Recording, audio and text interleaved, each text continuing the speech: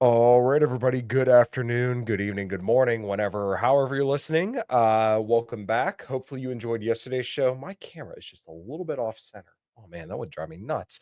I see we already have a lively crowd. Yes, if you came here for specifically that, then you are definitely going to hear some tonight. I don't know. No, I'm just messing with you guys. But anyways, you guys might have heard me over the last probably like 6 months to maybe a year, where I don't want to necessarily say I've been super down on libertarianism, but I've kind of pivoted over. I shouldn't say pivoted over, but kind of exploring that a little bit more. And I'm sure my guest and I today will talk about that, but also kind of some of the stuff that's been going on in the dissident right and libertarian spheres, which is mainly where I occupy. And then, frequently talk to left wing activists and left wing anti war people as well. But this is kind of my main stomping grounds, if you will. So, um, real excited for today's show. I just randomly got thrown into a group chat with my guest today, and someone had recommended that I have him on. And I'm really, really excited for this, anyway. So, before we get into today's show, please go to all the links below to figure out where you can find me, my guest, everything he's got going on, everything I've got going on. As always, Tiger Fitness through the links below. As you can see, I got all the pre-workouts, branched chain amino acids, protein powders right there. Behind me, you can get all that stuff from tigerfitness.com. Use code Kyle at checkout to let them know that I sent you there and that you support the Matovic family. Fox and Sons through the link below. Same deal, Kyle at checkout, and Deemed Fit through the link below. Take the code SarahM25. But with all that stuff out of the way, let me roll the introduction and we'll get right into today's show.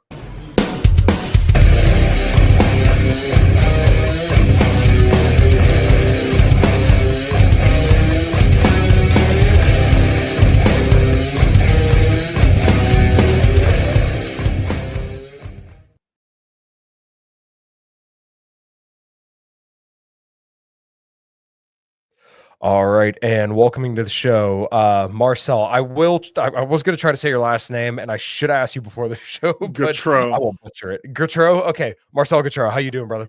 I'm doing great. Glad to be on.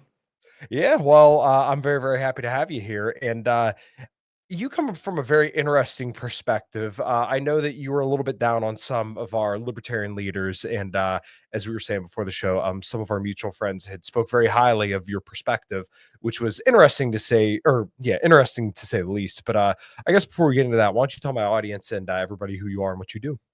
Sure. So, well, I'll tell you the first of those things. So, I'm Marcel Gautreau. I guess the main thing anybody on your audience should know that I do is I run, well, I'm a PhD economist from George Mason University. I'm a fellow at the Mises Institute. I run what is called the Property and Freedom Book Club, which there will be a link to that, I assume, in your description, or if not, I'll just give one to you once we're done with the show Cool. and put it in the show notes. And of course, I'm everybody's favorite Twitter personality. And like most libertarians, I hate most other libertarians. So I've been very down our libertarian thought leaders. Dude, I completely empathize with that. Over the last election cycle, there were definitely some things that I felt like were unforced errors and just like, oh man, I wouldn't have did that. But I try to have some empathy in some respects because I'm like, okay, well, also maybe they know something that I don't. Maybe there's a bigger picture here, but sometimes I don't feel like I'm always catching it. So, much like you, I look at most other libertarians and I'm like, oh my god, these people are just awful. Excuse me. Yeah. I remember like the last time I interfaced with what we might call, you can call it mainstream libertarian politics, but I was a big believer, for example, in Michael Heiss's project to take over the Libertarian Party. Mm. And the Mises Caucus. There were like a few moments where I had doubts. I remember the moment of greatest doubt was when the Mises Caucus was just straight up robbed. Like somebody had stolen their storage shed and taken all their camera equipment. Mm. And Michael Heiss's response was to try to like start a petition to make them give it back. And I was like, dude, what are you talking about? This is actual partisan stuff. But then they somehow did get their stuff back. So I was like, okay, I guess I kneel to Michael Heiss's superior judgment. But then seeing now Angela McArdle, just going into the Trump administration, seeing Yeah. the LP be redefined as the party to free, to victimless crime, of course, but to free a drug dealer. It's like, okay, is this our mission? Was this why the Libertarian Party existed? Like, were they all there in 1979? It's like, let's never forget that if one day someone makes a decentralized drug stealing service, every other principle goes in the back seat if we can get that guy a pardon. No. Yeah, I largely agree. Now, like I said, I try to have empathy with these people and kind of understand the position they're coming from. But I, people are going to think I'm some deranged leftist when I say this, but there's been this weird melding in the dissident right sphere and the libertarian sphere of like, it's almost like QAnon slop where they believe that Trump is going to save the world and we shouldn't criticize Trump because we should trust the plan. And the it's so bizarre to me. And I'm sure you know there's one Yes. specific person I'm talking about that's just like, he literally put out a tweet the other day, and I like this person. Him and I have DM plenty of times. We get along great, but I just his hopium for Trump is just off the charts. He said, I look at my kids and I see the future that Trump is developing for them. I'm like, holy fuck, dude. Like, that is insane. And like, I'm sorry, I look at I'm gonna be a dad here in a couple months. My wife's Oh, pregnant. congratulations. So thank you so much. She's due in August. I would never think of anybody other than my wife and maybe my parents when I look at my daughter. I Yeah, wouldn't yeah. think the fucking It's like, president of the man, United Trump is States. really gonna. Yeah, and I could forgive. I mean, maybe not that level of hopium, but Yeah. I've only ever voted for one person in my entire life, and that was Donald Trump in 2016. Okay. Right? When Trump got out and he was saying, Hillary Clinton's the mother of ISIS, and Mhm. um, actually that was the primary thing. Oh, he told he told Jeb Bush that your brother lied about Iraq. 9/11 happened on his watch when he said that John McCain, oh, I prefer heroes that didn't get captured, and so on and so forth. Then yeah, okay, I'm in. Right, I was sold.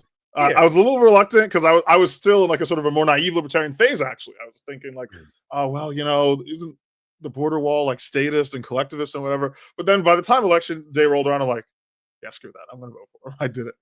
Mhm. And it was just disappointment after disappointment. And I think the final straw on supporting Trump for me was when he bombed Syria. I was like, okay, so there's nothing to be salvaged about it. And there were, if my politics were even different than that, then when when there was a government shutdown, and he's like, I'm not going to sign off on the budget until there's wall money.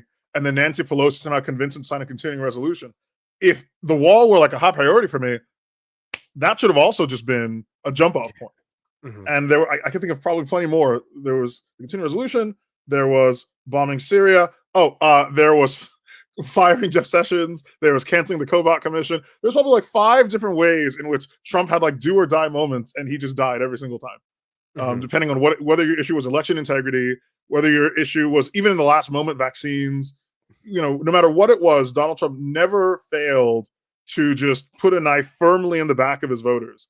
And the worst of it all was at the literally precisely 2 weeks actually before his last day, when he baited his supporters into entering the Capitol building for reasons truly unknown to anyone but himself and God. They all got arrested, and he just chose not to pardon them, promising only during this election that he would pardon them if elected.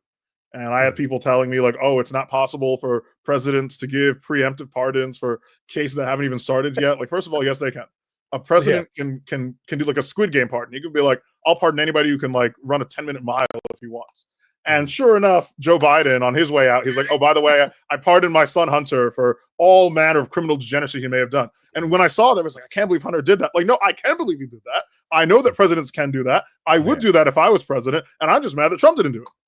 Yeah. Yeah, there's so many things like that where it's just like Trump always fumbled the ball.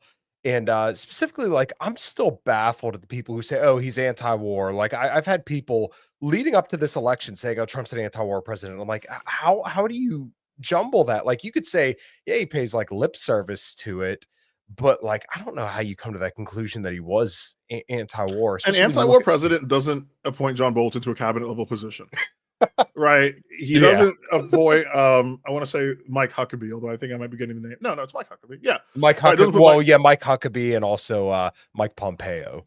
Right, exactly. You don't put these Yeah. people in cabinet level positions if you're not pro-war. The discussion is over, and again, the discussion should have been over in 2016. I can absolutely, as someone who voted for Trump in 2016, I forgive anybody who voted for Trump in 2016.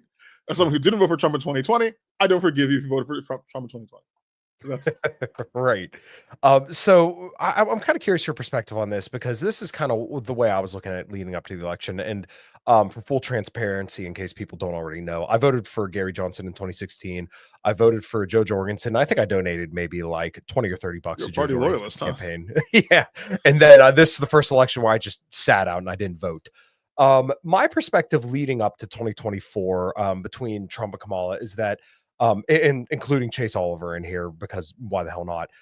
From the libertarian perspective that I think you and I mostly inhabit, um, I was looking at this as I don't forgive Marcel voting on 2016. Good to see you, Andy. But my perspective on this was that okay, Chase Oliver has actively ran against like the Ron Paul idea of libertarianism, right? Yes. And he basically spat in the face of a lot of the people who were in the Mises Caucus, which we can also, I'm sure, kind of dive into this a little bit later about how the Mises Caucus ended up with Chase Oliver as the presidential nominee. But once again, we'll get there. Chase Oliver was a spit in the face of the Ron Paul libertarians, and then Trump was at least paying lip service to libertarians and then saying, hey, I'll appoint one in the cabinet. He came to the Libertarian Party to pander for their votes. And yes, I think that was absolutely pandering. I don't think there was any serious hand extended, but at least he made active efforts to at least court these people. Do I think it was a sincere effort? No, I just think he was trying to get their vote. So if you were inclined to vote in 2024, I really think as a libertarian, your only option was Trump because, okay, Chase Oliver is basically antithetical to any right-leaning libertarian. Trump can win, and at least he's paying lip service to the issues that matter to you. Would you agree with that, or where would you kind of stand in that whole situation?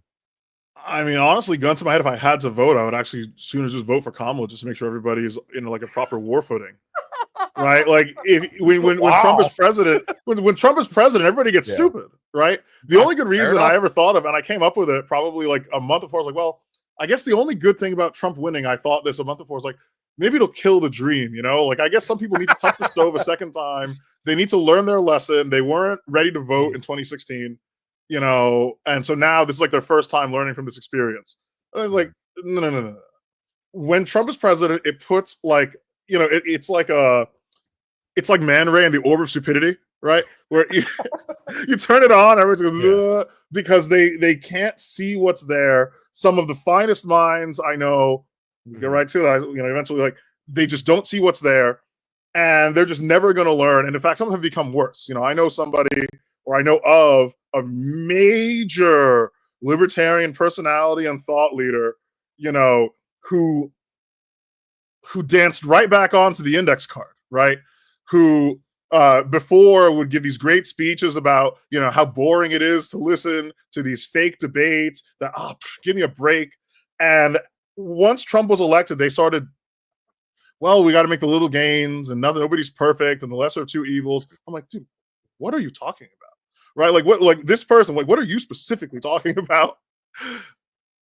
So, you know, for that, I would rather have, you know, Kamala in president and we would just build up infrastructure to oppose her the next time around than let this demon into our camp, you know, and just destroy everything and cause everybody to humiliate themselves in foolishness. Sure. Yeah. A friend of mine, Red Hawk, always says accelerationism, and I'm not necessarily saying that you're endorsing this, but like accelerationism is a failed strategy because there's still leftists in South Africa. And that's just like Hmm. is a little jab at it. I think it's funny, but like, I should I distinguish it.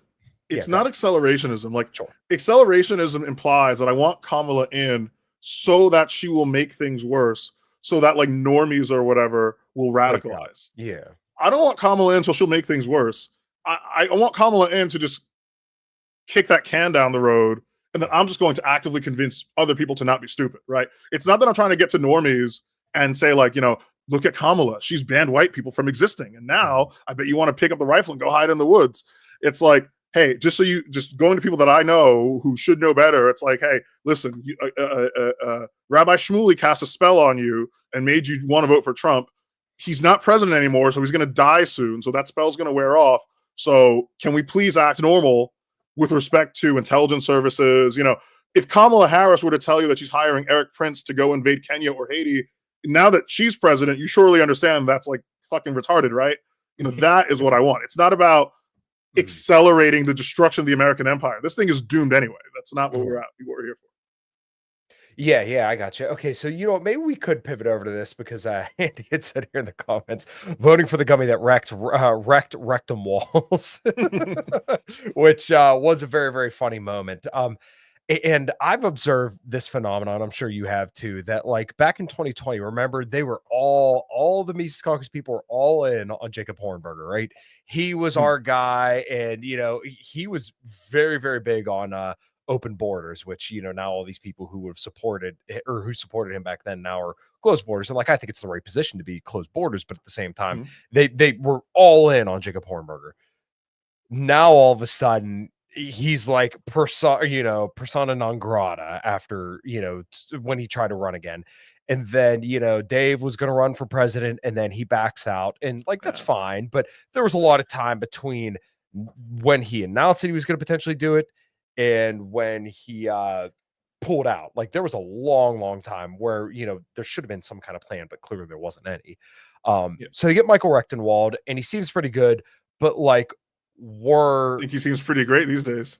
he it's pretty funny, but like we were told that he's this great messenger and everybody's getting behind him, but it's just like there was no enthusiasm there. And No, it was kind of like he was like Joe Jorgensen, but a guy and a little bit more based. a lot more based, but yeah. Okay, yeah, fair enough. So yeah, what do you think about kind of like the rug pull from that perspective? I'll tell you, I don't remember what it was that even tanked Michael Rector. Well, not Michael, I know what tanked him. What tanked Hornberger the first time Yeah. to even comment on it. I'm like, it's like so far out of mind. I only have these memories of Joe Jorgensen seemingly materializing out of the ether. I remember when Joe Jorgensen first became the nominee, there was seemingly only one photograph of her in existence in the universe, and they just kept using that same one for all. I was like, hold on, has anybody ever seen this woman from literally any other angle or photographed her for any Mhm. reason? So the answer to that question was no. Yeah. Yeah, it was funny to say the least. But Although it's because the Libertarian mhm, Party's the LP's primary structure is like the least democratic one possible. The mhm, second least democratic one is ironically the Democratic Party primary process, yeah. because that one just privileges like Democratic elected officials, so that states with large amounts of Democratic congressmen have an outsized say in like who the next Democratic congressman can be or who the next Democratic president candidate could be. And then the Republican one, as we see, is actually the most responsive to public desire. Or yeah, no, is the most responsive to public desire. And you can see that when the GOP establishment, when it was trying to stop Trump and even Ron Paul, had to resort to like Looney Tunes tricks. I remember in the Ron Paul 2012 days, they put a bunch of Ron Paul delegates on a bus and just started driving around the convention center and not letting Mhm. them off like that Keanu Reeves movie. Yeah, I couldn't imagine being on that bus that day. But yeah, everybody always brings up like in the when they would report the polling for the presidential nominees back like 2008 and 2012, it'd be like in first is whoever the hell it was, Mitt Romney, and then in third it would be John Yes. McCain or somebody else, but they would never tell you who second is, which was always Ron Paul. And then yeah, I mean it's so funny because like in my mind, when you look at Trump, I remember people always saying he wasn't supposed to win. And like, okay, well, the logical conclusion of that is if he wasn't supposed to win, but he won, then wasn't he supposed to win if he won? Like Yeah. they got out Ron Paul and Bernie Sanders, no problem. So, if you're saying it's all a rigged game and it's a big club, but nobody's allowed in it, but somehow Trump broke that game, it just like that whole deal never made sense to me. Well, I guess you could square that by saying that Trump was working with what's called a renegade faction of GOP decision makers, Mhm. that was able to just get him, they were able to get him just the institutional in, and from there, his money just did the work. Something like that. Mhm. Yeah. Yeah, yeah, maybe. I mean, I'm not well read enough on any of the, kinda inside out there to, I guess, comment on that. I mean, now But the GOP is just a Trump creature. I yeah. remember when the Republican conference happened, and God, what were the greatest hits? So there's Waheguru. We had the Hindu prayer. Um, Yeah. there was a lot more. I'll just say that. I'll just say that. But oh, we had Shabbos Kestenbaum speaking at both the GOP and Democratic National Committee conferences, and everybody was saying like, "This is what Trump has to defeat." And I think Pedro Gonzalez did the best work, pointing out that Okay, I'm being told the song, but for the life of me, I can't remember the Trump rap. Oh Oh my yeah, god. Those FJB, Trump rappers are so FJB, bad. Oh FJP, man. See, with the F. Oh my god, who's with the tattoo on her face? Cardi B, was it her? Who was like, god. "I'm here, and these are my people." In any case, it was a Yeah. parade of degeneracy. I have a tweet thread about it. I'll post it. But the Yeah. point is, everybody was saying, "Oh, this is what Trump needs to defeat in the GOP." Like, no, no, no. Um, Trump's family runs the convention now. Like, this is Trump's Yeah. GOP, and Trump's GOP is just the pre-show before Mike Tyson fight. Amber Rose. That's it. Amber Amber Rose. Rose, thank you. Yeah. Yeah. Oh my god, yeah. It's so funny to me because I remember people saying, "Oh, Trump's not like the establishment now." I'm like, who's like the establishment Republicans at this point? Like, they're all in line with Trump. If you are a Yep. Republican in today's world and you run against Trump, you will lose. Like I would say even as of like 2020, he kind of melded into the establishment because like there was the whole the CIA war, CIA propaganda war against China. I was talking to Sarah from DDG or DD Geopolitics last night about this, where like it was like the 2024 election was basically the PayPal mafia and the CIA, Trump versus the Justice Department and the FBI, and that's and like some Yes. woke corporations. That's pretty much what it was. But people are like, "What do you mean?" Like Tucker Carlson aspired to join the CIA.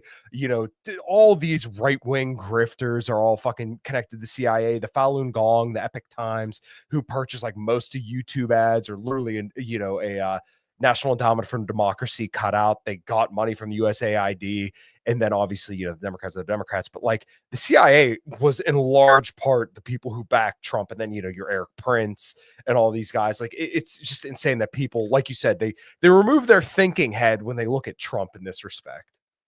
This is if you're running a Republican, I think actually the best thing for you, I think by the numbers, is for Trump not to talk about you at all. Because the congressmen that Trump endorses actually tend not to win, but the congressmen Trump attacks also tend not to win. So the best thing when Trump is like looking at your district is to like stand perfectly still and don't move and hope that he just, he just passes by and passes along. And the Trump victory also, I think, puts an end to one of the I don't say bad. It's a bad. Well, one of the less useful euphemisms, which is that of the deep state, because Joe Biden, in that way, was a deep state candidate, and it lost. Yeah, I always thought like when you see Benjamin Netanyahu saying deep state, I'm like, all right, this word is officially, it's lost all meaning. Dead giveaway, yeah. I mean, this was Alex Jones is always the biggest hint. Like when you see Alex Jones repeating a talking point, okay, yep, we're gonna put that one down. Yeah, the talking point's now officially soiled. So I'm like, the deep state. We talked about the banksters. I'm like, all right, can't use that one anymore. If it's safe enough for him, it's bad for us. Yeah, I agree. So kind of circling back to the LP stuff. It seems like the Mises Caucus is just kind of like, I don't want to say in shambles, but like it's nowhere to be found anymore because obviously a lot of that camp went for Trump.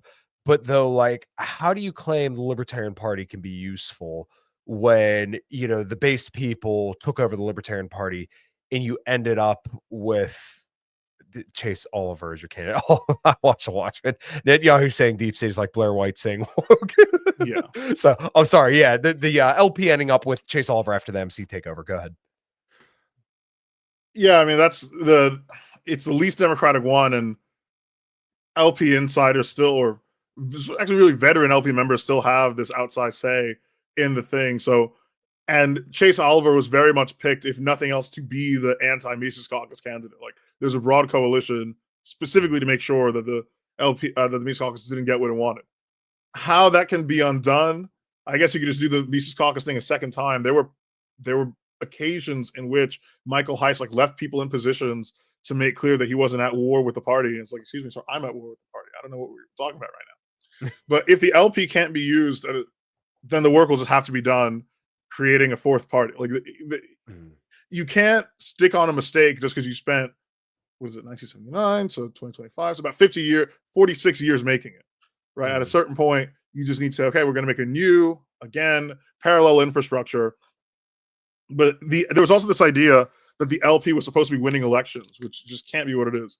In the system that the United States has, the only thing that a third party can do is have a coherent list of demands in its platform, and then just start furiously spoiling elections, forcing in an adversarial way either party to move in their direction.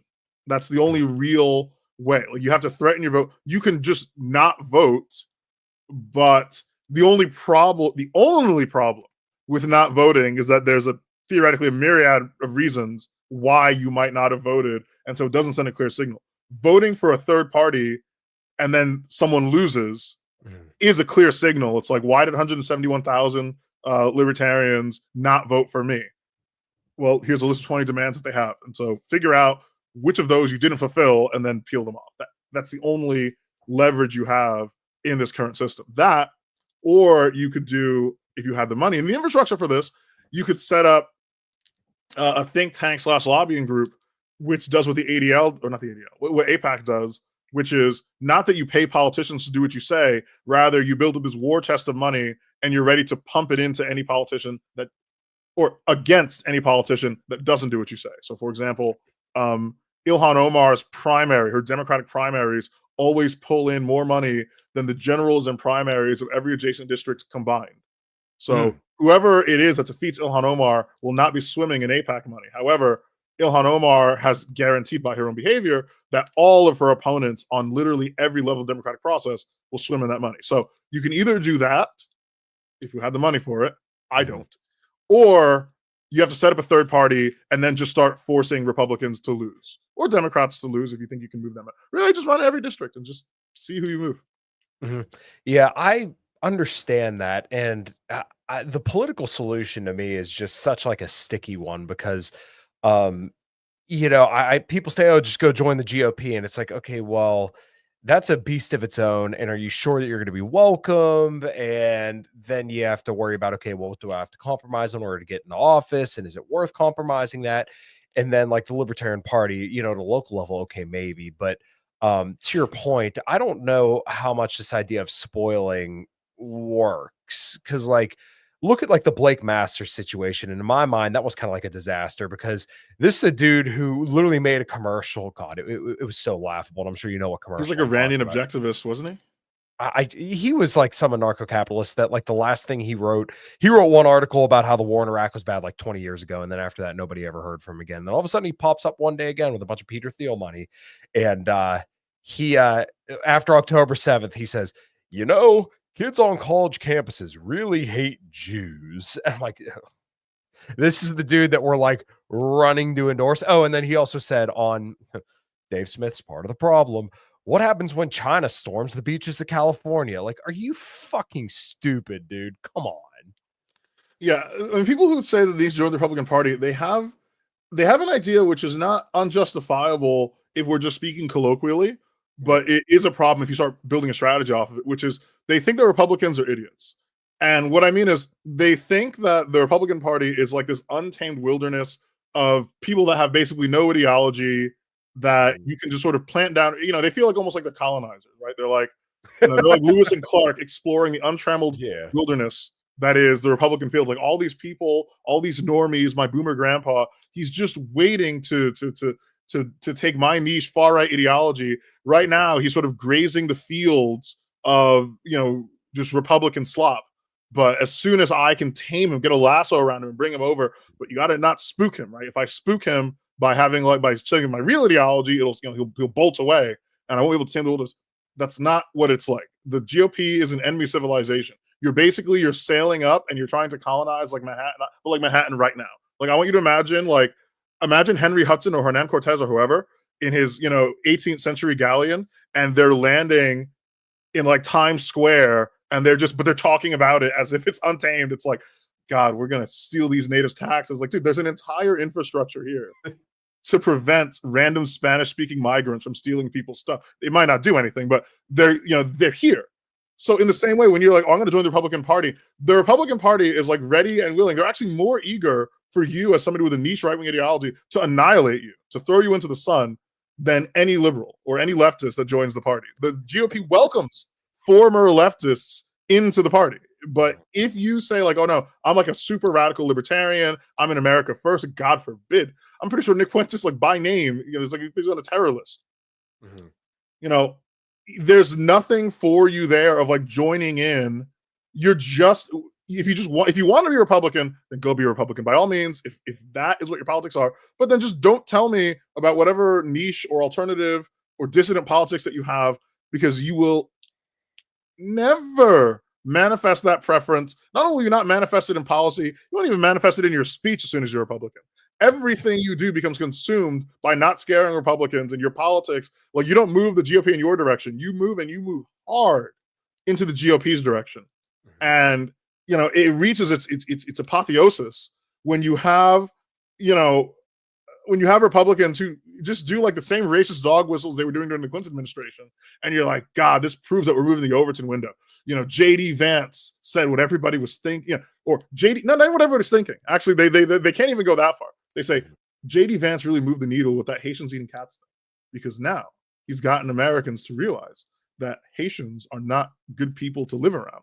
It's like, that's your needle move? Who knows that? Haitians.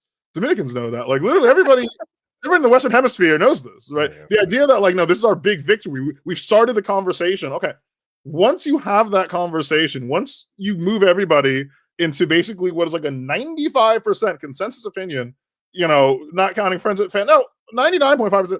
What is the policy change that you expect to happen from that? The numbers I give, the year my parents got married, the year before I was born, safely more than 9 months, of course, before I was born, national polling data showed that a supermajority in both parties thought the country would be better without my parents in it, right? Because they were immigrants. They weren't born here.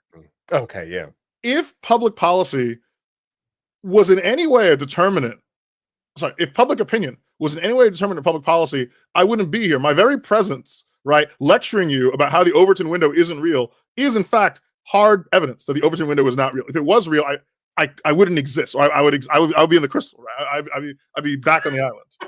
But I'm here because your opinion, everything in politics is, or for the most part, Age of Entitlement talks about this, is just downstream of contrived litigation, aggressive lobbying, and so on and so forth. And you find that people who are on, I'm trying to be careful with my words.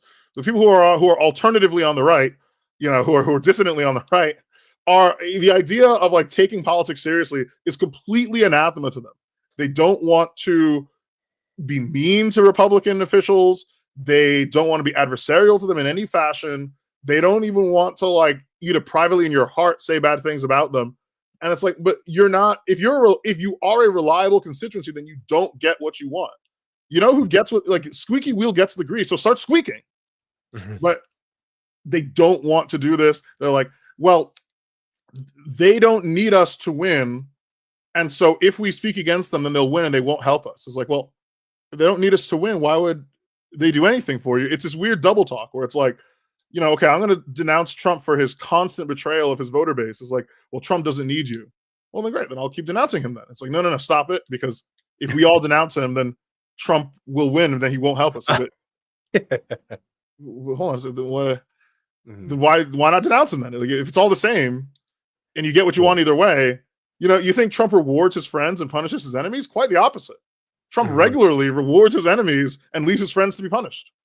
Yeah, exactly. And this kind of goes over to a couple areas I wanted to discuss as well, because the big thing that I've been talking about a lot recently is kind of the whole punishment on the basis of criticizing Israel. And I see so many people saying, oh, this will never come for Americans. It's okay. Well, first of all, it objectively has. I mean, you can look up. It already has. It's already been. Like, Americans are always, really frankly, the first to get it. The only thing that's ever happened to Arab Americans, that haven't happened to American Americans.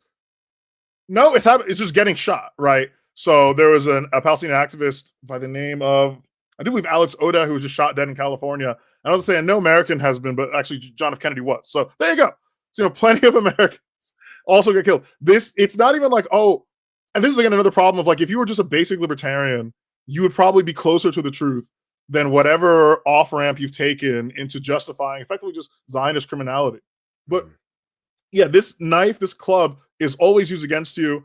There's a while where Matt Walsh was like, oh, well, we need at least a carve out so that we can say, we can like talk about like basic Christian doctrine without getting whammied. And they gave that. There's in the Anti-Semitism Awareness Act, They say, okay, we made an exception for saying that Jews kill Jesus. Okay, so automatically, let's tell everybody who's into that kind of politics that Jews kill Jesus is not a useful line of political argumentation. Because the fact that the anti-Semitism law actually made a carve-out exception for you to say it should tell you that it's a total dead end. Mhm. Yeah, well, it's amazing how many people said, "Oh, we're voting for Trump on the basis of free speech," but then, like, we've had I've made this comparison so many times, but it's like, okay, if Joe Biden had deployed anti-transgender task forces or like pro-transgender task forces to major universities and cities, people would be like, what the fuck is going on? But for some reason, like even our most famous libertarian commentators are or they're completely silent on it. Like the fact that Trump's sending anti-Semitism task force all over the country, and then Bobby Yeah. Kennedy, the first thing he says is, "Oh, anti-Semitism It's is the an biggest illness." pandemic. Yeah, like what? These people, the other idea they have, and it's truly fantastical, but so when the Claudine Gay thing was happening, when they contrived plagiarism or whatever against her, and there are people, I mean, I knew people who really just were excited. It's like, we finally, it's progress though, because we've gotten this like uppity Brown out of Harvard. And I was like, listen, I'm not even going to address that, right? I don't Mhm. care. But the person that's just going to replace her is also going to believe in, like, you're going to get somebody worse because you're going to have somebody who believes in all the DI things and is just a huge hypocrite for criminality and for Jewish feelings. And actually, you just got an actual Jewish guy, right? Yeah. And that's all you're going to get all the way down. And you should expect this even like for university admissions, because think about it. Every person, whoever is behind the desk deciding whether or not to give a student visa, right, to someone whose name is, Ali Abdel Saud Muhammad, they're like, well, damn, there's a chance this person might be anti-Israel, and if he's in good academic standing, we can't get rid of him. So that we got to think twice about this, right, before we let him in. We know what we're bringing in. If it's just a matter of law that, like, oh no, if you do an anti-Israel, then we deport you.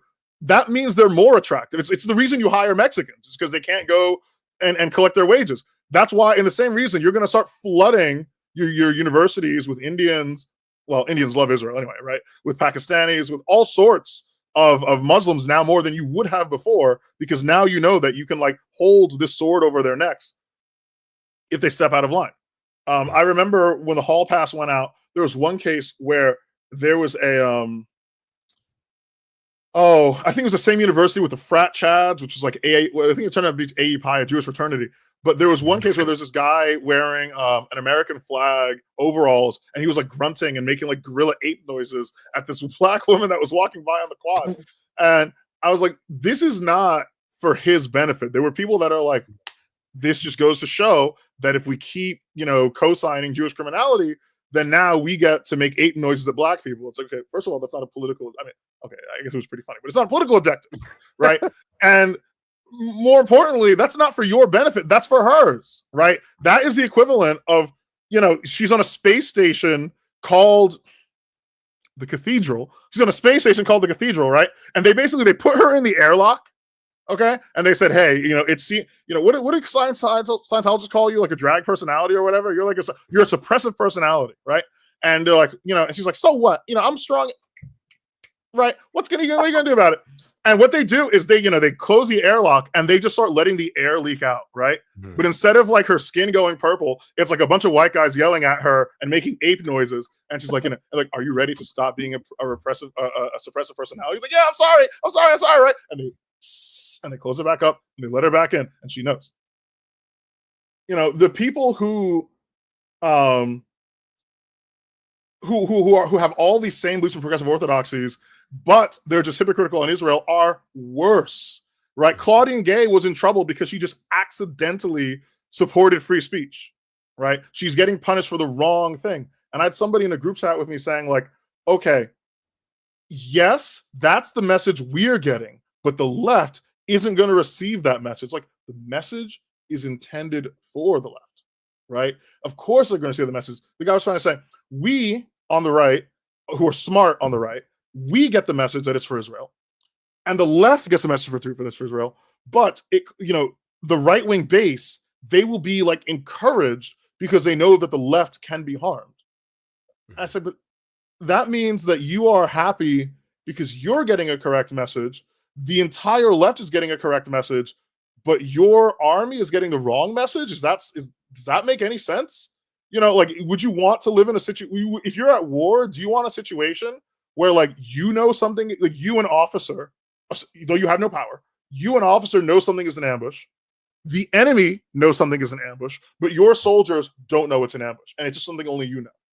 No, because you can't have your fingers on every soldier. They're going to start walking into this trap and just, like, stepping on rakes and getting hit with it. Yeah. Jeez. So one thing I've also kind of seen, and you sent me your talk on tariffs. I made it about halfway through when I was kind of working last night, and I've begun to see people argue for tariffs, and I have to be honest, I've just not seen a convincing or like really compelling argument. The way, like, the most convincing one is that, like, hey, we would much rather incentivize consumption at home. But, like, when you look at today's context with tariffs, it's like, okay, we have no manufacturing base. It's not Yeah. like we're even promising to build factories here. A lot of that stuff's over in China, and it's not just because, like, they have the factories; they also have the talent over there right now. Now, I think that Americans can do these jobs. It's just a muscle we haven't flexed in a while. People are arguing, oh, tariffs are a great way to punish this country, China, let's say, and then also bring manufacturing back. And to me, I'm like, why don't you just say, hey, we're going to remove taxes off of people who have businesses here? Like, it's so stupid to me. So I know that's a little bit of a rant on tariffs, but Yeah. your thoughts on kind of how people are America coming at is this? basically like a increasingly becoming like a post-industrial state, Mhm, and it's supplemented by, like, a growing class of basically, like, immigrant slaves. Even if you were to bring back manufacturing, the mhm, people that support this, I'll just tell them, you transporter, those jobs are not coming back for white people, right? What you're going to get is like a million Akron, Ohio's, where all those cat eating Haitians that you were worried about before, every new chicken farming, every new chicken processing factory, every new, like, steel mill, they're just going to come in, and then also DHS is going to bring in a bunch of Haitians to work those jobs, right? Like, Haitians are going to be processing chickens no matter what. That is for the modal Haitian, that is their lot, that is the level of economic productivity they have. And so your only decision is, will they be plucking those chickens in Haiti, or will they be plucking those chickens in Akron, Ohio? Now, when Eric Prince invades Haiti and all those Haitians are in the system, right? They're all fingerprinted, they've gotten their retinal scans like in Fallujah. mhm, They're in the system, which means, like, when it comes time to apply for the work permit in America, 80% of the paperwork is already done. That's what you're getting when you support these neocolonial schemes, and B, when you start trying to pull in, like, really, like, low tier industry jobs into the United States. mhm, Americans are just, for a variety of reasons, a highly educated, highly productive people, and even doing, services for productive people is itself productivity. Like, if I said I'm going to go to Haiti and, like, shine shoes, the only thing I'm doing is, like, saving time and value for the average Haitian that they could be doing for what, right? On the other hand, if I'm, like, in Wall Street shining shoes, like, I'm saving, like, precious minutes off of this Wall Street executive's day, and his minutes are extremely valuable. That's why I get paid a lot. Like, this is not just me, like, glazing Wall Street executives. Like, this is why pay varies between countries, right? Everything you do is saving effort for someone else, and so the value of your labor is how much of that person's time that you're saving and how mhm, valuable their time is. So trying to bring these jobs back to America, they're not going to go to the Americans you think they're going to go to. mhm, And since America is, again, like, a post-industrial state, even the best arguments for protectionism that I can see do not apply in the case of America. Our entire tariff structure is actually almost the exact opposite. So the talk that you watched was by a guy, or was about a guy named Friedrich List, who was like the father of protectionism. And in the talk I was giving, I was making the case that a lot of his underlying sort of reasoning was proto like Austrian, as opposed to being like proto Keynesian or proto Marxist. If we mhm, were like, which group has, like, the closest lineal descent, it's actually the Austrians. I was trying to make a case for that. But America subsidizes, like, primary goods, right? Corn, oil, things like that. And for List, it's like, no, you want to be moving away. You want to be, so to speak, in the Marxist sense, alienated from labor as possible. You want to be moving mhm, as far away from agriculture, as far away from extraction, pushing to a new frontier of industrial supremacy. And then once you reach that position of economic supremacy, you want to close the tariffs, or rather, you want to remove the tariffs. That way, all the firms that you've built up, you got to see like, okay, how much of those are actually useless. Otherwise, you end up in a situation like South Korea's in, where they have to regularly bail out. I forgot the name of the shipping firm. That is it. Daewoo? I think it's Daewoo, right? Like the largest Okay, shipping firm yeah. in the world operates out of South Korea, and it Yeah, used to be bailed out Daewoo's like. a GM subsididiary, if I remember correctly. Then Daewoo. it's a Yeah, I think so. different one. Okay, yeah. Yeah, it's all right. I'm sorry to interrupt your flow, but yeah, I I was going to look it up, unfortunately. and I'll just. Okay, yeah. I work for General Motors, so Daewoo's basically, yeah, I think it's the Korean brand of General Motors. Hanjin, maybe? No. Whatever it is. I'll remember it at some point. That's okay. Point is, Yeah. they regularly need bailouts because they cannot stand to competition. But even in the Listian prescription, once you reach the top, right, Britain was right once it had taken this stance of economic supremacy and built up these factories to immediately switch to unilateral free trade because they're the only producer of industrial goods. So the only thing, therefore, that their tariffs are restricting is their ability to get cheap inputs to turn into expensive outputs, right? And then once you're back on the bottom, then you protectionism your way back to the top. There's a lot to dispute here in economic terms, but that's the best possible argument. That does not apply to the United States. The United States is the foremost economic power, right? It is a financial capital.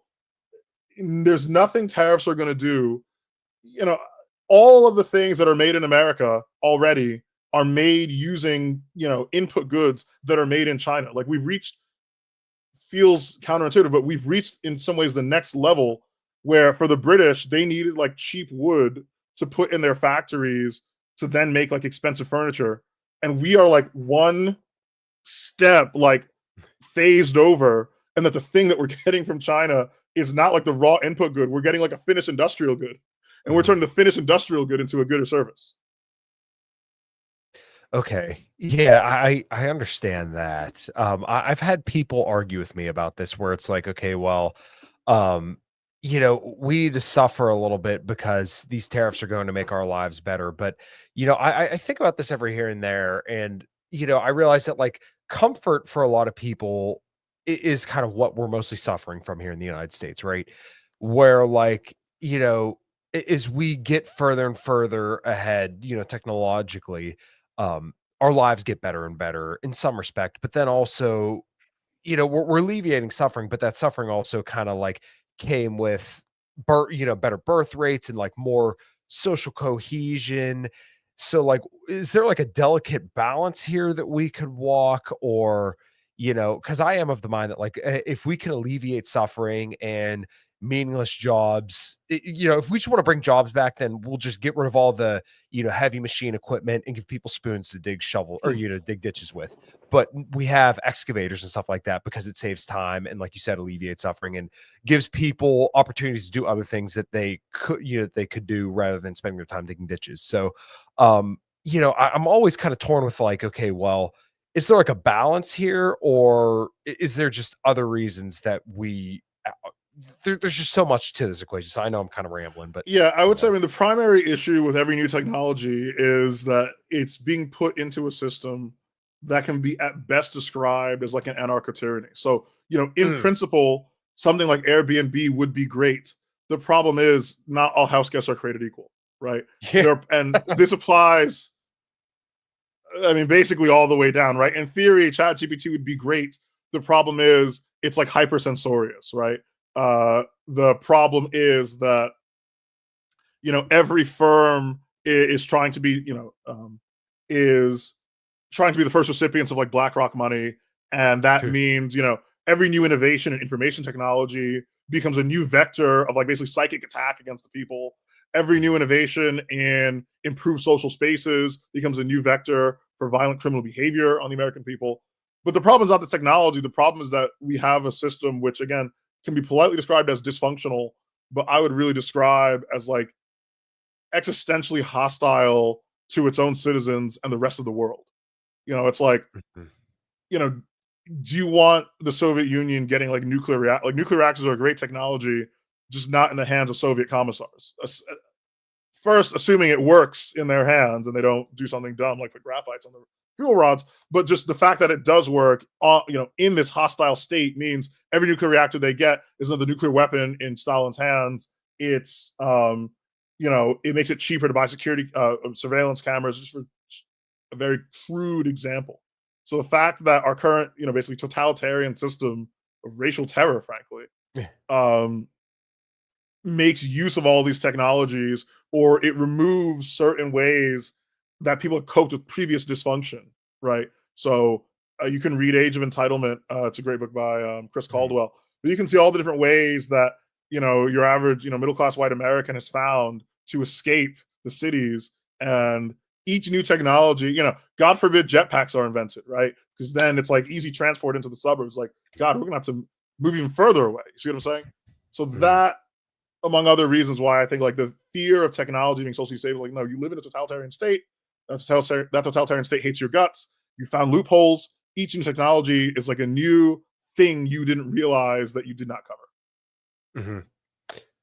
Gotcha. So the other thing that I think a lot of people kind of bring up, and I'm definitely kind of in this camp as well, is that right now is we can't have libertarianism because we've had open borders for so long, kind of like what you were talking about, narco tyranny.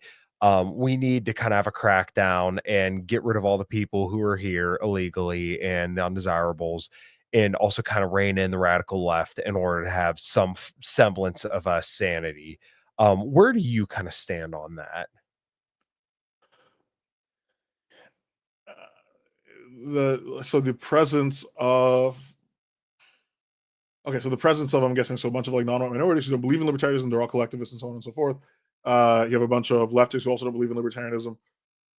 Then you're just never getting libertarianism, right? Like, if that's it, if you really believe that, then you're just never going to get it. But for one, assuming we're just speaking in racial terms, America's demographic situation is like totally screwed anyway, right? Mhm. So if that's what you're waiting for, but a country can bear a great many, you know, a great many mixes if it has like good legal institutions, right? If there is, Mhm. you know, right now we have a left that up until October 7th considered itself to be wholly above the law, right?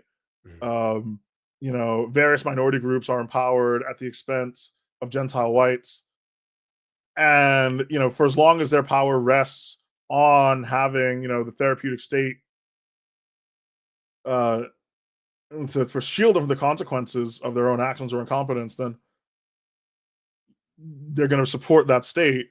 But you're not here to convince them, right? Like, you should Mhm. be thinking, okay, that's a problem, so that's a problem to be solved, but there's no here to there where you vote in like a Republican administration that promises mass deportations, which it won't deliver on. And then if it does deliver on it, it only deports all the anti-Semitic ones, because that means all the ones, all the philo-Semitic ones that come in are even more reliant on like the largest of the state to shield them from, I guess, their own hypocrisy. Like, they have the same worldview, and also they're like moral hypocrites. Mhm.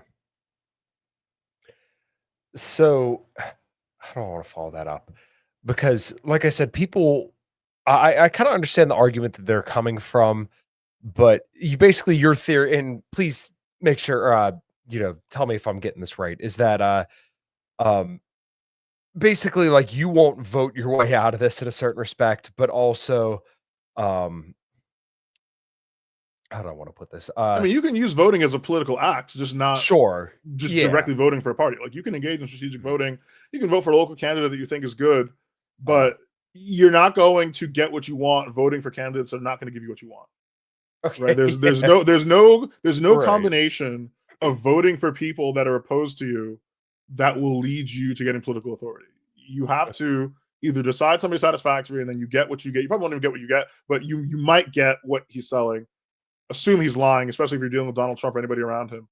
But Yeah. otherwise, yeah, just withhold your vote and spoil. Any other thing is just going to lead to you, politically demobilizing yourself, and making excuses you get shafted. Okay. Well, you know what? I think that's a pretty good a good segue into kind of something I really wanted to talk to you about, specifically about the space that I think we kind of alluded to on and off air, where Dave is a friend of mine, and he's been on the show before, and he has an open invitation to come back. He's just impossible to reach. But I he was supposed to have been on a show a few years ago. That's the real reason I'm really so mad at him, is because he promised I would be on in 2017, and he just never got uh, back to me. yeah, what a shame. Yeah, he's insanely busy, and I do think he is doing great work, but you seem to have some criticism of him in regards to his Israel-Palestine debates. And I've always learned a lot from him, but also I do not profess to be some greatly informed Israel-Palestine expert. I definitely know more than the average person, but I would by no means consider myself an expert. I mean, I'm very, very good friends with, like I told you on and off air, all the guys from the Libertarian Institute and antiwar.com. Been on my show plenty of times, hung out with them in person, love those guys dearly. They know way more than I do, and I rely on them a lot. And I know Dave does as well. He watches Dave DeCamp's show, keeps up with him, keeps up with Connor, keeps up with Kyle Anzalone, who are all just very, very great resources for this kind of stuff. Um, I think this was shortly after the Douglas Murray and obviously Dave Smith debate. What's kind of like, It was a where were Josh you Hammer coming at with debate, that? actually. The Okay, Douglas Murray okay, one I made it even apologize. worse, but the Josh Hammer. Okay, yeah. Okay, yeah, go ahead. Take it away. Yeah, so the simplest way to articulate the problem, I think Walter Block demonstrated it most of all. The Mhm. case with Jeremy Hammond makes it super instructive, even though Jeremy Hammond, I can't speak fully to how hostile, if he matches my level, but Jeremy Hammond has debated Rafi Farber and he's debated Alan Futterman, who are both Walter Block's co-authors on his 2 extended books justifying, the various crimes that the Jews are perpetrating in Palestine. When Mhm. it came time to debate Walter Block, right, when he got kicked from the Mises Institute, and then for a variety of things, including bugging DiLorenzo to host a debate called "Is Genocide Good or Bad?" Right? Walter Block refused to debate Jeremy Hammond, but he was willing to debate Dave Smith. So Mm. I don't. I will give explanations, but I don't need to give any explanation for why I don't want Dave Smith debating. All anybody needs to do is just close their eyes and ask themselves whatever explanation you have, right? Make one up. Why did he want to debate Dave Smith, but not Jeremy Hammond? If Jeremy Hammond is, perfectly a qualified debater, what did Walter Block see in Dave Smith He that saw made him his willing to debate him, right? he saw his That followers. hmm? I think he saw his followers. Oh, that Dave Smith had more followers and was like more famous. Yeah, I mean, I think that he knew it would probably get him eyes, and then probably because he felt like he might be a little bit easier to beat than somebody because he's not as well versed on the topic as someone like Jeremy Hammond. Yeah, so it would be I would take certainly the latter case. Okay. And the other people that Dave Smith has debated include Dennis Prager, Batia Ungar Sargon. So Dennis Prager of Prager University, a man who couldn't even beat America Hana in an argument. Batia Ungar Sargon, who was actually the one who first blew the whistle on Ilhan Omar. She was the one who got Ilhan Omar on It's All About the Benjamins. Debating Laura Loomer, debating Josh Hammer, and now debating, you just said his name. Oh, Douglas Murray. Douglas Murray, who runs literally the Henry Jackson Institute, which is named after Henry Scoop Jackson, who's like a clearinghouse for New York conservatives. So all of these people are willing to debate Dave Smith. You won't see any of them debating, for your point of example, the likes of Max Blumenthal, the likes of Glenn Greenwald, even other Jewish people, right? Because Dave Smith, one, is incredibly ignorant. His debate with Walter Block proved this.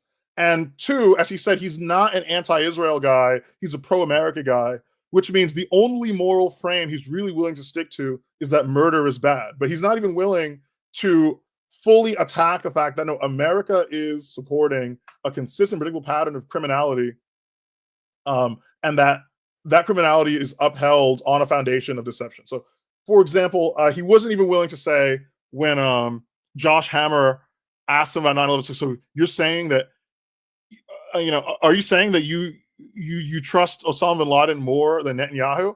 And Dave Smith's like backed out of that, right? Even though it should have been like an easy layup, the fact that as a comedian with a high verbal IQ, right, he wasn't willing to just say, okay, Josh Hammer is trying to G-check me. Yes, Netanyahu is an inveterate liar. I'm willing to express my contempt for him and say, I believe Osama over Osama bin Laden's thoughts. That he was unwilling to do that indicates, again, a fundamental temperament issue. Besides the fact of his like extreme ignorance of all things Palestine outside of like what we see in front of his eyes. And it would be one thing. Listen, if Dave Smith just was on part of the problem and he had people on his show and he's like, I just think it's really rough what they're doing there, I would have no complaints. But he keeps being brought in to higher and higher and higher rated podcasts, more and more like universities and think tanks and whatever to represent, the pro-America position against these like veteran Zionists. Again, people like Dennis Prager. Dennis Prager has been doing Zionist activism, frankly, since he first drew breath, but certainly since like the early 1980s, right? Josh Hammer has written multiple books. Walter Block has published hundreds of papers, right? He's been at this a very long time, and none of them are willing to do some of their own size. In the best case example, I would compare this to if after Jesus, fully occulted, I think it would be an occultation, right, back into heaven. And, Simon Peter is going around spreading the word of Jesus. And what you end up happening is Caiaphas, the high Sadducee, is hosting debates with like the blind and deaf guy that Jesus healed up, right? And the blind and deaf guy, it's like, Jesus touched my eyes and I could see, and he is the Messiah, right? And as you can imagine, like Caiaphas is going to be like, okay, right? He's going to run the table on this guy. Now imagine if like every Sadducee, from like Damascus to Jaffa, kept inviting in this same like formerly blind and mute guy to have the same debate. At a certain point, you'd be like, hold on, is anybody going to debate like Saul of Tarsus? Is anybody going to debate, Simon Peter? Is anybody going to debate like Jacob or John or whoever? No, you're just going to keep going after this blind guy? Same deal. Okay. Go ahead. No, go ahead. Okay. It seemed like he won.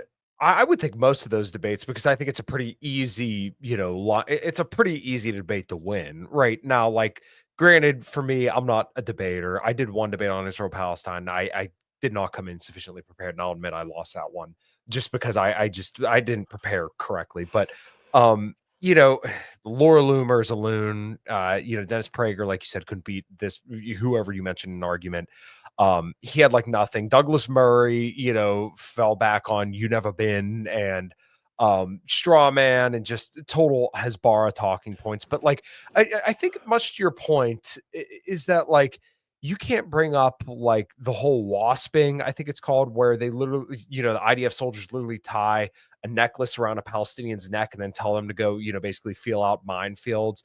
Or the example of them killing Shireen Abla Ekle, or whatever the heck her name was, the journalist that said press. Like, there are egregious things that the IDF has done to Palestinians. And like anytime they say, oh, well, but my human shields, you can say, okay, well, what about the actual fact that Hamas, the Mossad headquarters are in like a residential neighborhood in Israel? Like, there's Dave so Smith, many things. Yeah, good. He wins debates, but the points that he is defending are points that could be made and are made better by Israelis, right? Like just normal, even just left of center Israelis, that the IDF's operation in Gaza is too strong, or that they're going too hard, or whatever, right? But he's not willing and not able to really make a hard moral case against this entire exercise, right? He's not equipped for it. I remember in the Walter Block debate, he referred to the occupation and expulsion of Palestinians that began in 1967, which either he was accepting the Nakba, right, because he just supports it, or he didn't know that 48 and 67 are two separate things. Either of those things, I would absolutely forgive if you said it to me, because you are not one side of a debate on Israel. Dave Smith is one side of a debate on Israel, and that side is a very constrained one within the bounds of basically Jewish Israeli public opinion. He's basically a voice telling other Jews, you've gone a little bit too far, and you should go a little bit less far if you want to stop the backlash against us. And he said this multiple times about Nick Fuentes, where he's like, he's not even talking to Nick Fuentes or his audience, not that they would listen, but he said multiple times, his audience is for the most part other Jews and just other people on the left, where he's like, you're going a bit far and you got to listen to what people are saying and like address their concerns. And so he's just there to convince them to be like a little bit less murderous, a little bit less psychotic.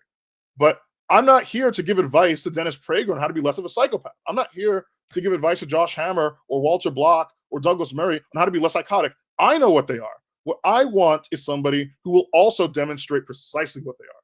And Dave Smith is either unwilling or unable, and at this point, unwilling, right? Unwilling to do that or to facilitate anybody doing that. Yeah. I And when I hate to sound pointed like out what he was doing, he's like deliberately evaded. He's like, I'm not enforcing a cordon of acceptable opinion. And I said, like, you are. I can demonstrate this. Like, and every time I see it, I'm gonna point it out.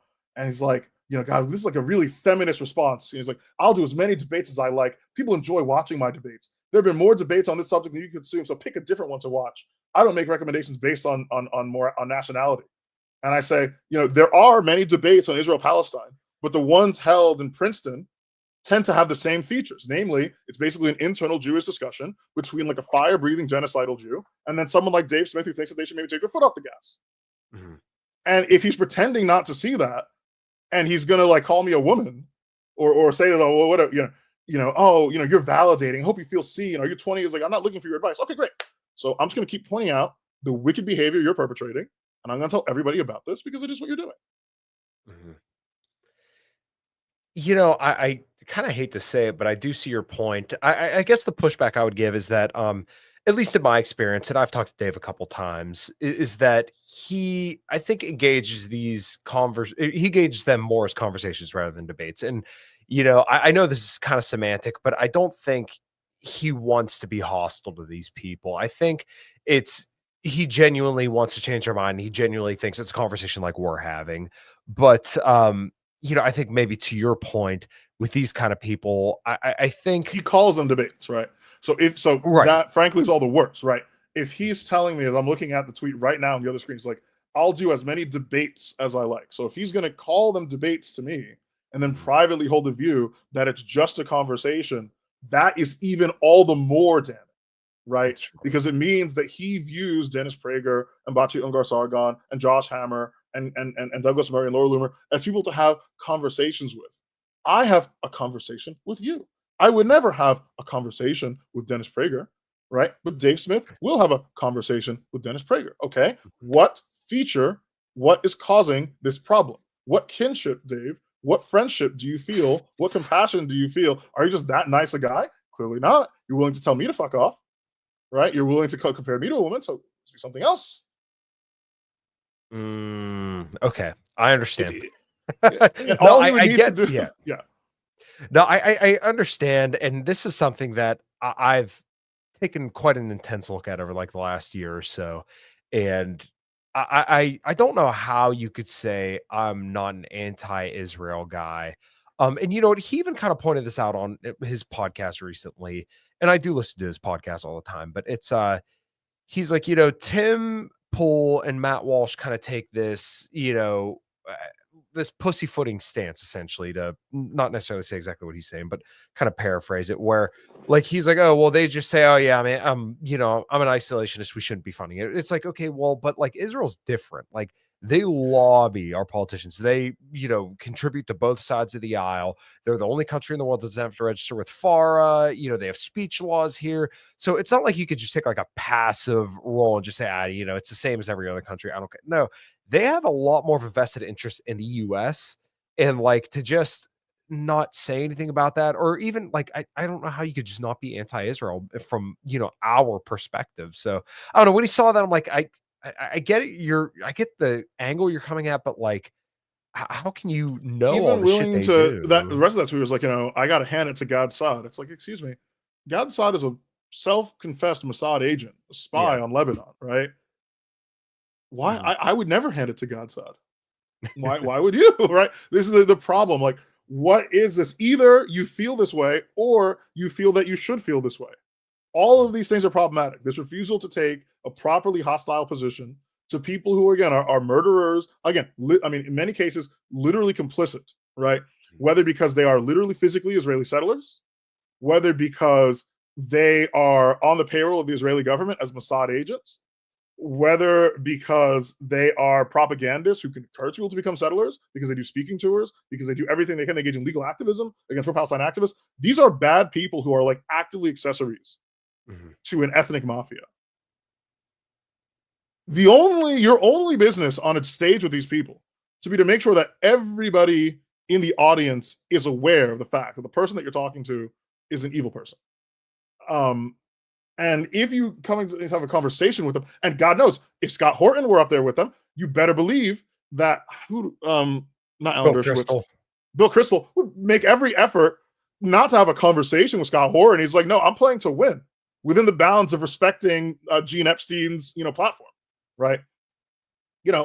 Scott Horton talks about how during the debate, Bill Kristol said something on like, oh, well, I actually oppose this. And Scott Horton said, after the debate, I tried to approach him to, on that one line of agreement that we had.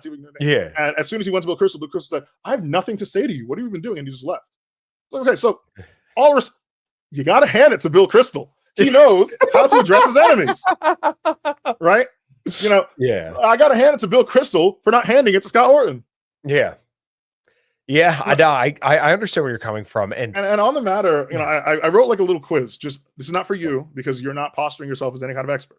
This is just for everybody else, right? Here are a bunch of questions, 10 questions I came up with that can easily like acid test whether somebody is qualified to be on stage, much less on a college campus or anything else, to speak about Palestine-Israel issues. Question 1: what is the difference between the Haganah, the Ergun, and Lehi?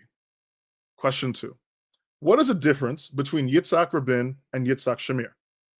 Question 3: what is Der Yassin? Question 4: what city is Tel Aviv on top of? Question 5: what precisely is an Israeli Arab? Question 6: what does Hamas call itself? Question 7: why do Palestinians use watermelons? Question 8: in broad terms, what do areas A, B, and C mean? Just broad strokes. You need to get it exactly right. Question 9: why precisely is May 15th called Nakba Day? And then question 10: what is an intifada and why are there 2 of them? I think that if you cannot answer at least 8 of those 10 questions, you are not qualified to have a debate about Israel. I don't expect everybody in the world to know about it, but these are, and if you go, anybody in the audience goes and looks these up, you'll see what I mean, that like this is like core knowledge that a person ought to have if they're going to stand up on a stage in front of an audience and be live streamed discussing these things. And what Dave Smith people tried to make it about was like Dave Smith not having a credential. Mm-hmm. Oh, you just got your PhD and you think it's because Dave Smith doesn't have a college degree. No. Because Jeremy Hammond doesn't have like an advanced degree. Literally, I mean, typically, all you need to do to get a PhD effectively is write a book, right? All dissertation is a book. So if I found somebody that had a PhD and hadn't written a book, I haven't written any books, I would never debate someone who wrote a book. Someone who writes a book and doesn't have a PhD is certainly on like a caliber above someone who hasn't written a book and doesn't have a PhD. So it's not about credentialism. It's about Dave Smith's provable lack of understanding. And anybody who doesn't believe it can just watch the Walter Block debate or watch any other debate Dave Smith has done.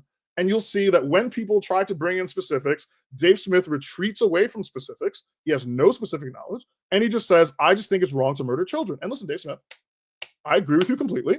It is wrong to murder children. I'm not going to sit here and argue with you on this. This moral impulse is good. Feel free to tweet about that moral impulse. Feel free to talk about it on your show with whoever you want. If you want to bring Josh Hammer onto your show and talk about why it's bad to murder children, if you want to bring Dennis Prager onto your show and talk about that, I will not say a single word to stop you. What I object to is when people that have serious academic platforms invite Dave Smith on. And I'm not mad at them for doing it because I know why they're doing it. I'm mad at Dave Smith for now consciously, not even refusing to see, whether he's refusing to see it or just a willing accomplice to it, taking part in this kabuki exercise. In the same way that if, the blind mute guy that Jesus healed was like, I'm going to, where are you going? You're not going to believe it, guys. I'm about to go to Herod's temple right now. I'm going to go debate Caiaphas. It's going to be a big audience. I'm going to talk about Jesus. And it's like, hold on, what are you? It's like, well, I win each time. It's like, you win on what exactly? Well, these guys keep saying that Jesus was like a filthy heretic, who deserves to die and that he's boiling in excrement right now. And every once in a while, I go to the temple and I say, listen, that's not fair. He might have made a mistake. Mm-hmm. Excuse me? Right. Every once in a while, I go to the temple and I say, listen, I don't think he ought to have been crucified. I think that was a bit too much for him. Hold on a second there, Chief. Mm-hmm. He miraculously healed your sight and speech, right? Are you not going up there and making the case that he's like God made flesh, he's a Messiah, that he's working miracles? Like, well, listen, I'm just getting the best audience I can. It's like, if you're going up there and debating Caiaphas, and the only thing you're debating Caiaphas on is the ethics of like secret trials and crucifixions, then you are not really moving people in the Jesus direction, right? All you're doing is saying like you think that the Sadducees went too far. That's a problem, and especially if you point this out to the guy. I wish I remember the name of this of the blind mute that got killed. I'm sure he has a name. All these characters have names. You know what I'm saying? They all have names. If like Simon Peter tells him this, or Paul tells him this, like, hey, next time the Pharisees invite you to, or the Sadducees invite you to a debate, can you please send like, I'm a temple trained rabbi. I'm Saul of Tarsus. You should send me to debate them, right? And I can give as like, I just don't think they want to have you on. Why? Why would they want you on and not me? Well, I have a bigger audience. I have a more impressive story. You know? Yeah, I mean, I think a lot of this does kind of boil down to he's just the guy who already is acquainted with these people, and they recognize him as somebody who's well informed on these topics. And I do think your point is But he's valid. not well informed on these topics. You see?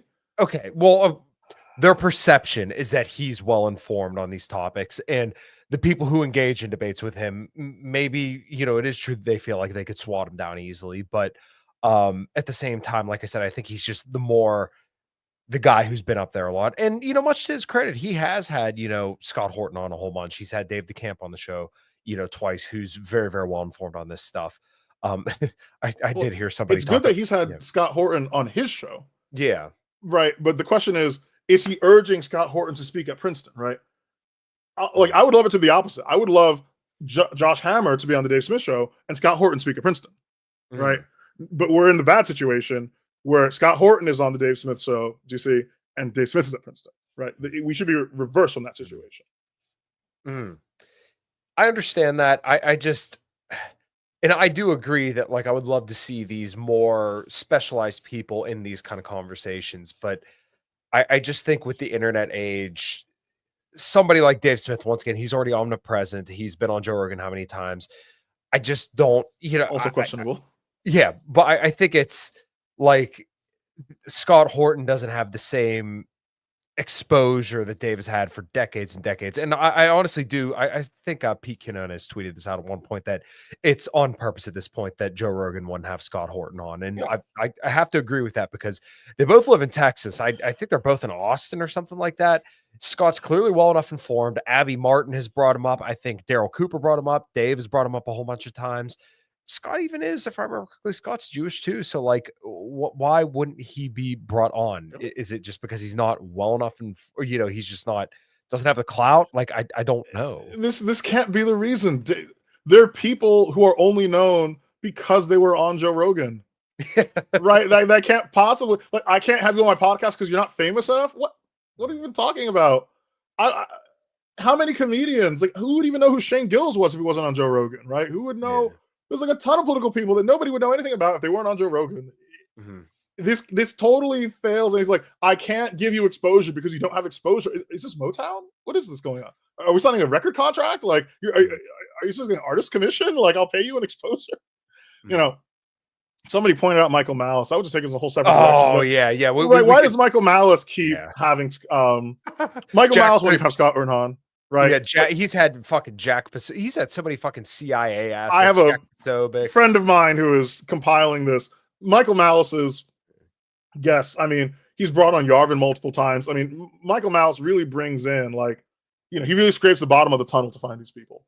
Yes. So there is no excusable reason for these people not to bring Scott Horton on and Dave Smith on, and Dave Smith not pointed out. Right. Anarcho-Zionism. That's exactly what it is. Anarcho-Zionism. Right. If Dave Smith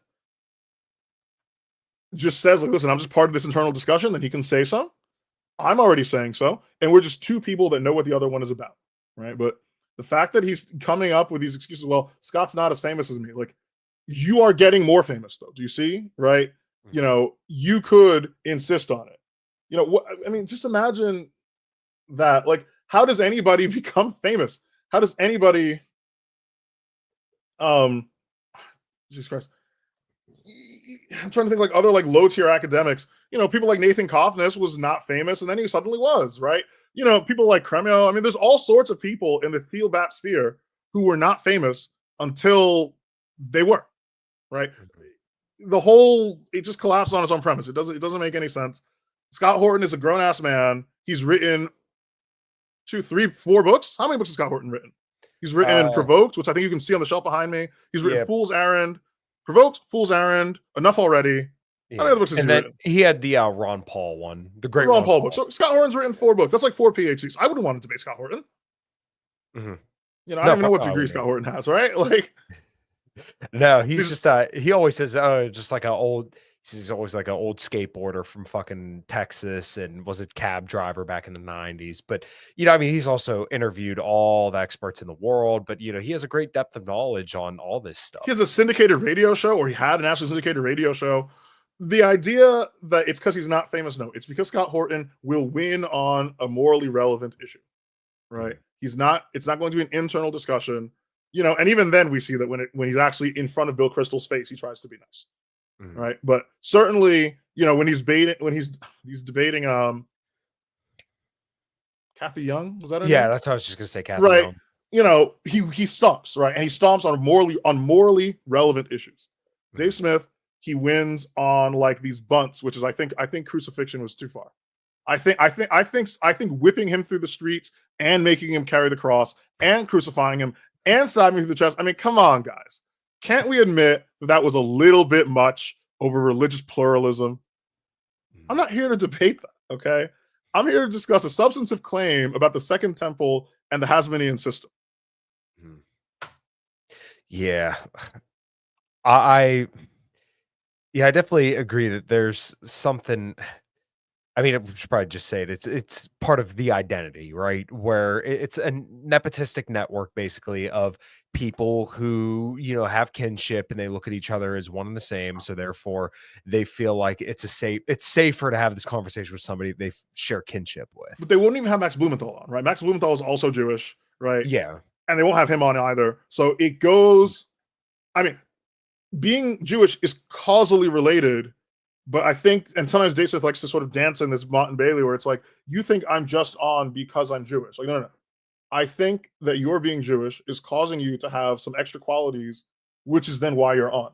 Max Blumenthal is also Jewish. Nonetheless, his Jewishness has not caused him to have these qualities, and so he's not on. You know, why has your Jewishness caused this and Max Blumenthal's hasn't? I don't know. Exercise, I mean, people are not a monolith, et cetera, right? You know, races are not formed out of the dirt like clones. But it's more like Dave Smith is bad, right? I don't know no other way to put it. Like Dave Smith is a bad person who is also Jewish, right?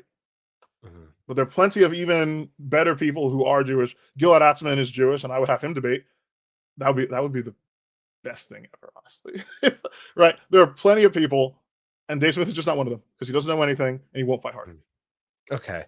I agree that he doesn't fight as hard as I'd potentially like him to. I don't know that I would agree that he's a bad person because every single experience I've had with him has been I positive. can't expect you to co-sign that. Yeah. Okay, yeah, sure. But I agree that I would like to see him kind of the treatment that he gave Andrew Cuomo would be kind of the treatment that I'd like to see him give some of the pro-Israel people, and I mean, you know, that would be putting it subtly. So, yeah, man, I don't know. We're kind of getting around to the 90-minute mark, so maybe we should kind of tone up a little bit before we wrap it up. So I guess like who would be some people? I know we kind of mentioned some of them, but like who do you think would be some people that you would like to see in that position? And also like what gives you hope for their platforms? Okay, so people that I think would be good to have in these debates. Grant Smith of Institute for Eastern Middle Eastern Policy. Frankly, even John Mearsheimer. Who else would be? Gideon Levy, who's also Jewish, and he writes for Haaretz. Richard Falk. God, even Norman Finkelstein. You know, who else? Even Ilan Pape, Daniel McAdams, Ali Abunimah, of course, Scott Horton, of course, Max Blumenthal, Aaron Mate. You know, I'm pretty sure half the people I named are also Jewish, right? But they know what they're talking about, and they're willing to fight hard. Okay, so what kind of gives you optimism for some of the people you just mentioned? A proven record of I mean, most of them have written books. A proven record of knowing what they're talking about, of being willing to stand on, again, morally relevant issues, to not play buddy buddy with people with blood on their hands, to not accommodate people whose entire job is to sit here and justify murder and act as though that's like a normal thing that we need to accommodate or respect or whatever. Mhm. Yeah, I agree, and it's always been kind of something weird when I see him say, I remember Jack Posobiec said something. He was like, "Love you, Jack." I'm like, "Oh, that dude's like a CIA asset, clear as Yeah. day. Like, how can you respect this person when everything about him is just so clearly fake? He's calling for bombing China, bombing Russia, and all this shit. Like, I know he doesn't have like any huge influence, but like how can you say you like these people? Same deal with Charlie Kirk, who just like will 1 second say, "Oh yeah, this Israel speech bill is really bad," and then like the next day he's like, "Oh, I smacked down a Talmudic expert," to write quote unquote. Like just when I see shit like that, I'm like, I don't respect these people, and like especially someone like Charlie Kirk, who went on Patrick Bet David, and he was like, "Oh, how did this intelligence failure happen in Israel?" And then like literally the next day he's making a huge apology video and then just going on this huge Zionist rampage for months afterwards. I'm like, something's up here. Something is clearly going on. And like we're supposed to be friendly with these people. Like I don't see them as Have an a ally. conversation. Yeah. Oh, Nora Ericat is another one that just came to mind. Mhm. She is a professor. So that's another person. And so actually, this is like a perfect segue since we're wrapping up.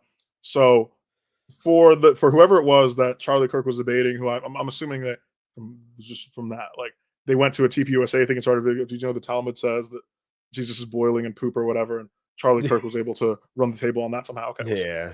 So I run a book club. Right now, we're going through Jeremy Hammond's book, Obstacle to Peace. The next book we're going to be going over is Laurent Guillenot's From Yahweh to Zion.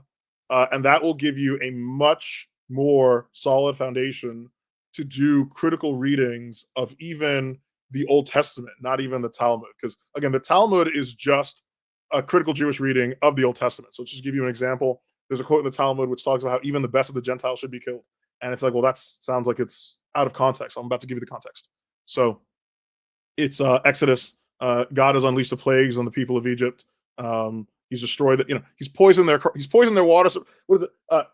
He burned our crops, poisoned our water supply, and delivered a plague unto our houses. Right? He did. Yes. Yes. And he's systematically destroying all of the Greek god, all the Egyptian gods. He's destroyed the sun. He's overpowering death, and so on and so forth. And one of the plagues is he destroys all the livestock. Right? So let people go. We move forward. The Hebrews are, they're at the Red Sea. They don't know what they're going to do. Oh, there's Pharaoh. He's got his men. They're on their chariots. They're about to charge down. The sea's about to part. They're walking through. It's this big miracle. But the Talmud says, let's go back about saying, where did the Pharaoh get horses? If God killed all the livestock, where did those horses come from? And what they say is like, well, it's very simple. In that plague, God only killed the horses of those people who had opposed Israel. But that must mean all those horses belong to the people who didn't oppose Israel. And then the Pharaoh, being the Pharaoh, the sovereign, just appropriated everything they had and then used it on the Jews. Therefore, what this shows is that even the best of the Gentiles should also be killed. Mm. Do you see? So by obsessing over like these Talmud quotes, I mean, they're pretty spicy, but you're not going to go far doing that. Having the kind of contextual knowledge I just gave you, right? And now you'll be thinking about that, right? Because think about the implications that ethos has for Gaza right now, right? Even like if you destroy all the livestock that the Pharaoh has, but every civilian resource can then just be mobilized for the state, that means you must destroy everything. What does that look like? What does that ethos look like in reality? Looks like Gaza. Right. So From Yahweh to Zion is a book we're going to be going through, which goes through the Old Testament, basically chapter by chapter, frankly. For the first 4 chapters, it basically just goes through the Old Testament book by book, rather. It's highly recommend it. Guillenot has good articles on the Unz review, which would also be reading. And we're probably going to start that in like midsummer or so. And besides this, you should. Are we closing out? I was about to start listing off things. Oh yeah. Well, what did I want to say? Oh yeah, I guess just kind of one thing to add on to that, and then you could go ahead and do your plugs. It's just like when I see these, I call them Juicebergs, the guys who just constantly say the Jews are behind everything and the Jews the answer for everything. Talmudic experts. I'm always like, you guys aren't helping. Like, I literally threw up a tweet where I said, like, no foreigners should serve in America, right? Like, if you just came off the boat and then you're serving in Congress, like Ilhan Omar, like, you shouldn't be serving in foreign affairs. And someone was like, well, great, now do Israel or something like that. Oh, like, what about Jews or something like that?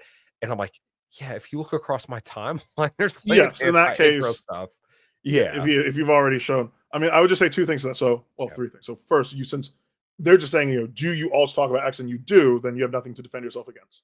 Yeah. What I would say to anybody else who said that would be something on the order of, if I saw somebody that was talking about the Federal Reserve and saying something that was wrong, my instinct would never be to say, "Oh, you're like a Federal Reserve spurg," and be like, "We just can't talk about the Fed anymore," right? If somebody Yeah. said, "Listen, the way the Fed works is that they just got a big money printer and they're just churning it out and they're handing it out to all their buddies," and I'm like, actually, excuse me, sir, that's actually not exactly how the scam works. It's this whole thing with like a bonds market, and since you're interested in this, let me clarify your understanding. You know what I mean? Mhm. I wouldn't be like, we got to not have this conversation because something's being done about it. But oh, great, fellow kindred spirit, you're in the know. Let me just clear you up so you don't get tripped up by someone else. And for the love of God, don't start keep going. If you being invited to the Fed to have debates and not me, that would tell me that something wrong with you. Yeah. And the other thing I would say to this is, one advance of discussion. Oh, right. The reason that people spring out about this is because, like, imagine if you lived in a world where people didn't think that like cops arrested people, right? Mhm. Like, they knew that police existed, they knew that they drove around in vehicles, they knew that they carried guns, and Mhm. some were even willing to accept that they carried handcuffs, right? But they just didn't accept, like, so you're saying every cop's job is to arrest people? Who? People that commit crimes? Oh, but what about, yeah. And now I had to, like, every day of my life explain the like thousands of unexplained disappearances that happen in the city, right? If everybody had an otherwise complete worldview except for the cop thing, and there were 1,000 disappearances, and they were on the news every day trying to discuss, like, man, where are all these disappearances coming, and they come back, and like, okay, it's the cops. It's the cops arresting people. It's like, but that Yeah. guy didn't even commit a crime. Yes, sometimes they get people that don't commit crimes. Okay, but that guy did commit a crime. Yes, they get them too. Oh, but that guy's also a cop. Yes, some on rare occasions, cops arrest cops, right? Cops arrest also, they arrest the rich and the poor, they arrest politicians, they arrest police officers, they arrest criminals, they arrest non-criminals. I mean, there's obviously a pattern to it, right? There's a general idea that cops should be, that even among cops, they should be arresting criminals, but they arrest all sorts of people.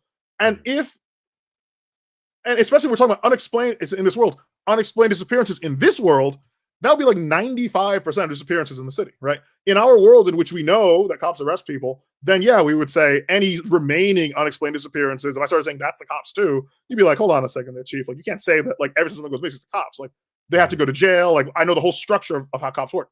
But if we live in a world in which we don't acknowledge this crucial thing that cops do, then you better believe you'd be tearing your beard out, right? Trying to explain to people. I see what you did there. Trying to explain to people that it's the cops. The cops arrest people. It's a whole procedure. They have a whole book about doing it. They have multiple books about doing it. They talk about it amongst themselves. They practice techniques. They're in different departments in every city in the country, every country in the world. They have cops and they do this. And it would just become an overriding obsession. It's like if somebody were like obsessed with Congress, right? Imagine everybody just didn't understand the Supreme Court or Congress, and they were like, God, sometimes it just seems like the state, the government passes laws, and then some guy has a problem with it, and then it just feels like a weekend, a year and a half later, it's just not the law anymore. It's like, yeah, the Supreme Court overruled it. There you go with that Supreme Court thing again. Yeah, dude, it's everywhere. Like, what do I even say to that? Like, I didn't see any congressmen meet and make gay marriage legal. So why, yesterday it was only legal in like maybe like 13 states. Now it's legal in all 50. I can't explain this. Like, I can, right? It's the Supreme Court. So why does the Supreme Court sometimes rule in a liberal way and sometimes rule in a conservative way? You can't explain that. It's like some justices are conservative and some are liberal. Yeah, but sometimes the conservative, allegedly, the Supreme Court, by this logic, even when it's like a majority conservative Supreme Court, sometimes you get liberal decisions. Yeah, they just do that sometimes. That's just, it's a whole internal thing. Yeah. It would become all-consuming, right? Especially if everybody on Earth had this massive Supreme Court-shaped hole in their worldview, you would just be circling it like nonstop. Yeah, I understand. I think my point is just basically like, if you are constantly in the replies of every single person, and Yeah, even if it's then like irrelevant, yeah, you get what I'm getting at. Just like, yes, I can see in that case it's a problem. yeah, like, don't Jake Shields the topic, essentially. Like, I like Jake Shields, but sometimes it's just like, all right, I think the CTE rattled your brain a little bit too much, bro. Like, let's take a little bit of a breather here. We don't always have to talk about the Jews as much as I like to talk about them as well. Let's there's other things to talk about. There's other causes for other things in the world. Just anytime somebody has just like one explanation for anything, it's like, okay, well, you're missing things here. Like, Well, I got, again, it's only one explanation because we live in a world where we don't let the cops arrest people, right? yeah, exactly, right, So because once it people, were acknowledged, like if I were talking to yeah. somebody that already knew all about what cops do, I wouldn't find it helpful to say it's the cops do. I mean, maybe if I understand about cops, they did like, oh, you don't know this. There's a whole Yeah. internal affairs division. Let me tell you about that, right? That could be very exciting. You don't know there's a whole FBI. Like it's like a super cop thing. It's like a separate. There's actually a police union. But for the most part, if I were talking to somebody that already knew the general structure of policing infrastructure, then I wouldn't want to talk to them about it, right? But frankly, that's the only reason to tell somebody to ease up on it, which is I already know that cops arrest people. I already know about police unions and the FBI and internal affairs divisions. I already know about police academies. I've seen them in operation. I get how they work. I've read the law. Yeah. Then you would tell that person, so ease up with me about like, why don't you talk about the cops? I'm perfectly aware, right? And by the way, notice we're not even talking about police corruption. I'm just talking about like the idea that a part of the Oh, cop's okay, yeah. job is to put Right. handcuffs on people, right? Mm. And to put them in jail. Right. Or certain handlers make sure they say and sign on certain Yeah. things. Well, yeah, you have, every once in a while you have a politician. It's like, yeah, some guy was causing trouble in my office, and then the police officer arrested them, and everybody was like, "Yo, did you see this? This congressman just said that a police officer in his office arrested somebody. Yo, this proves that cops arrest people." It's like, shit, man. I guess everybody was so fucking stupid they just didn't know that was true. What else would you do? You would have to tell everybody. You just have to hassle the entire world. It's like, look, I got a congressman. He said the cops arrested this guy in my office. So now when I tell you, okay, well, you've proven they've arrested that guy. But can you prove that the other, 2,000 people that have vanished off the streets of New York today were also arrested by the police? It's like, were they also pissing on the street? Yeah. So then, yes, they were probably. It's actually quite predictable. It's actually very predictable what will get you arrested by a cop. So actually, yes, it would be overriding. You would never. Yeah. Marcel, you are a very, very articulate guy. I really enjoyed this conversation. We're past the 90-minute mark, but I'm perfectly good with that. I really enjoyed this conversation today. So go ahead, do your plugs, let everybody know where they can find you, support you, check out your book club and all that good stuff. Yes. So my Substack is right here on the screen, mgautreau.substack.com. That is Bias Confirmations, my Substack. On the top bar, it'll link to everything else, my Twitter, the book club, basically everything else you need to know. And actually, I don't need to plug anything but my Substack. It is also my link tree, so you can do it like that. You can follow me on Twitter at Anarchy in Black. You can no, that's it. Substack, Twitter. That's it. Those are the only two places you're really gonna ever talk to me. And join the book club. Yeah. Definitely go check that out. And after our conversation today, we'll definitely have to do another one sometime because I really, really enjoyed this. But Happy to be on. yeah, Marcel, if you don't got anything else, we'll close her out there. Nope, that's it. Cool. All right, everybody. Thank you so much for listening. And until next time, take care.